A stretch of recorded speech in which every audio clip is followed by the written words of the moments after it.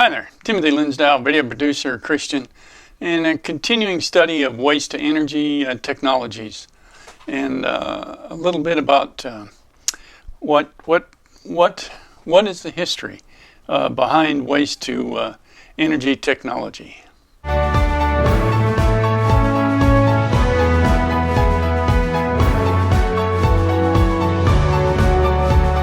Like and comment on my video if you would, and subscribe to support my channel would be terrific. Thank you. What is some of the history to burning our trash? Now, when I was a kid, that was so common. You'd have a 50-gallon barrel in the backyard, and you go out and you'd set the trash on fire and you burn it right there. Or people would have regular constructed incinerators in their backyard. Companies, industries had bigger incinerators. It was common. And of course, over time, that created a pollution issue that was only finally eliminated with landfills.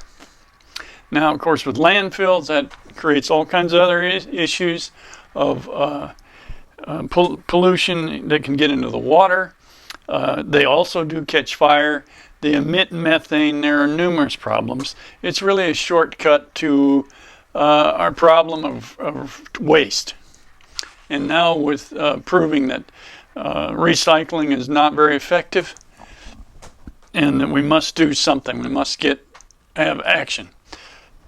But anyway, waste to energy is a process of generating energy in the form of electricity or heat from incinerated waste. Now, what would the heat be? Well, it's quite common in cities to have steam plants that would pipe steam for heating into buildings. Well, the same thing can be done in these waste-to-energy plants. In the U.S., some cities, primarily in the northeastern mid-Atlantic, burn part of their municipal waste already. Now, because they're hemmed in by large population centers, landfill spaces at a premium, so burning waste to reduce their volume it made sense. They were forced to do this. Now, out here in the West, not so much. Even California, which likes to think it leads in environmental care and protection, probably has the least amount of waste to energy plants, but it does have some. Saw some locally fought in San Diego, not in my backyard. But there are systems developed now with this waste to energy that scrubs the leftover process, removes the ash and particulates. It's a pretty well done technology from what I can see. I'll send links out. You can study independent engineers looking at these issues. Now, combustion reduces the volume of material by 90% and its weight by 75%. The heat generated by burning waste has other uses, of course, as it can be used directly for heating or to produce steam to generate electricity. That part about electricity is terrific. I think it'd make a lot of people happy to know to reduce fossil fuel. Or if fossil fuels becomes a scarcity, it isn't at this time, but it's a finite source. But one thing we continue to do is produce waste. It could be burnt. Some of the history. Incineration facilities usually were located within city limits. They were close because transporting garbage to distant locations was impractical, expensive.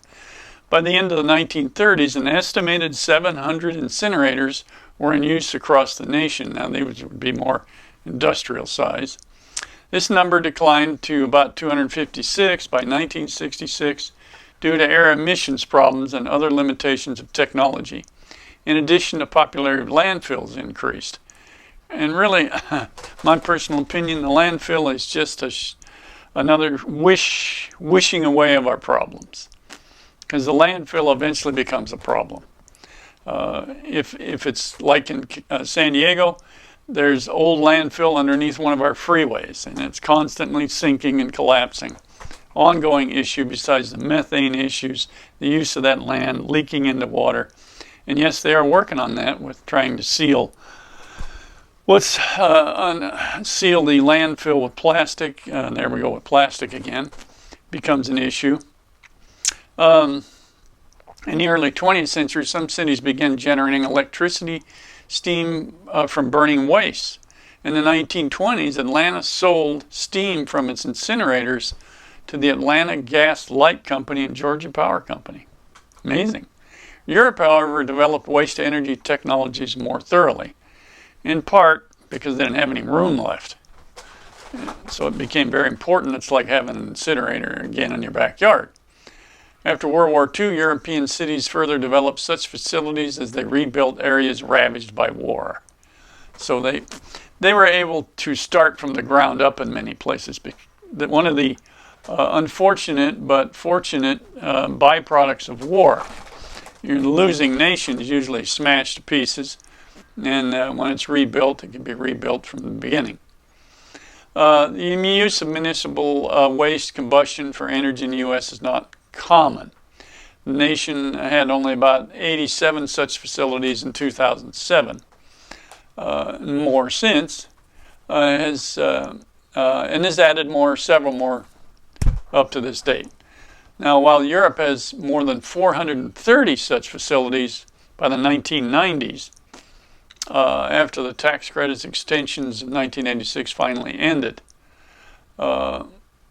fewer waste energy plants were built.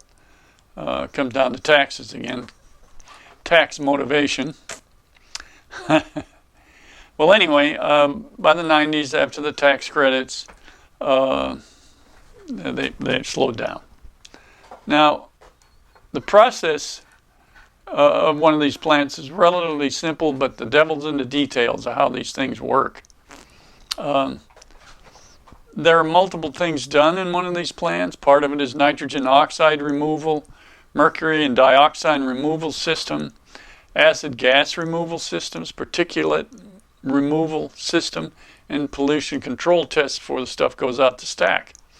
There's also new things as carbon dioxide recycling. So, and the material, the ash left after this, can be put into landfills. Probably one of the better things you can do with landfills. The ash can also be used for commercial products like cinder blocks. So there are byproducts of this that can be to our advantage besides power and heat. And I'll include a diagram on one of these, gives you an idea how they function. Now, recently, the U.S. waste to energy has been deemed a renewable energy resource.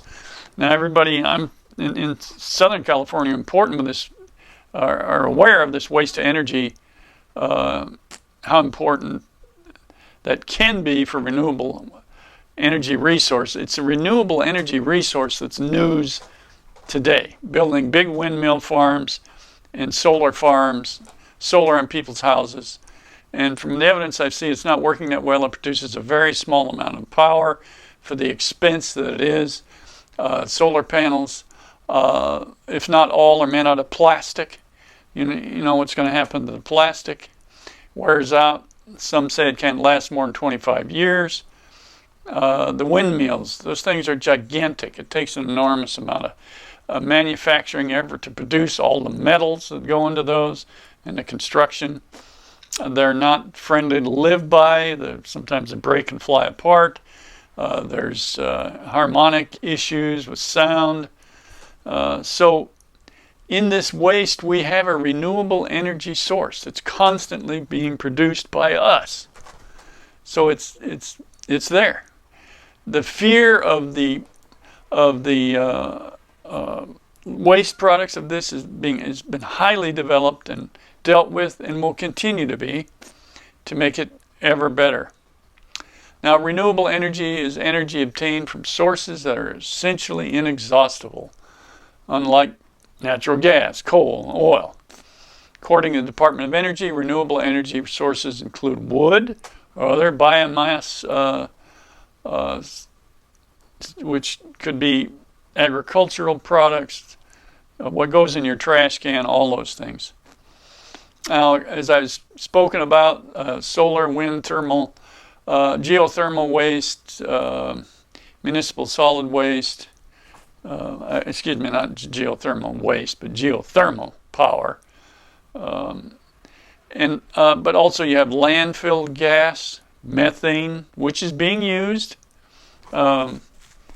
which refuse-derived fuel, which are syn fuels I've spoken about before, can be developed from waste. So there are many things, but what's really, moving us in that direction are these pollutions that are ending up in the water. Whoever's doing it could be China. From what I understand, they're taking out the most valuable and dumping everything else. Who knows? So the Department of Energy describes renewable energy as non-depletable source of energy. So they're saying waste energy is non-depletable. Well, it seems we'll always produce some kind of waste. So really we should give a lot of thought to this. Get over the issues that we think is a problem and realize they've been worked on for years by engineers and universities to solve this issue. And I remember as a kid, when you see something burn up completely, it returns to its original state down to the molecular level. It's incredible. So give this some thought. Get out there and research this. Look at this. Talk to your politicians to do something practical and helpful for once. So like and comment on my video. Subscribe to support my channel. Get out there and just make it a great day.